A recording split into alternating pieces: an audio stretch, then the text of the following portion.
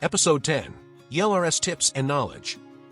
RSSI dBm indicates the received signal strength. Don't misunderstand the values. The larger the negative number, the worse the signal. In other words, smaller negative values mean better signal quality.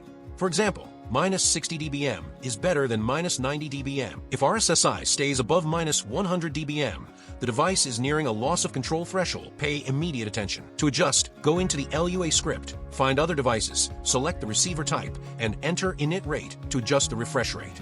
The dBm value will change along with the refresh rate. For example, a 150 Hz refresh rate, the reference dBm value is minus 112.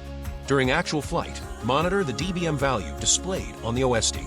Do not let it exceed minus 112 dBm to avoid signal loss.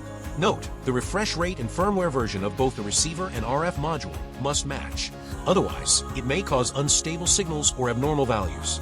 You can refer to the table below for general guidance. However, the dBm value in ELRS is affected by factors such as frequency bands, antenna, distance, and other interference. The normal range can vary significantly depending on the scenario. LQ represents the link quality and directly reflects the reliability of the control signal, ranging from 0% to 100%. You can understand it as 100% means all packets are received correctly, while 0% means the link is completely lost. You can refer to the following values for guidance. This system is based on LoRa spread spectrum technology. LQ not only reflects signal strength, but also indicates the system's error correction capability and data integrity in noisy environments. Even if the RSSI value is low, as long as LQ remains high, the aircraft can still be controlled reliably. Note, the firmware versions of the RF module and receiver must match, otherwise, it may cause severe LQ instability.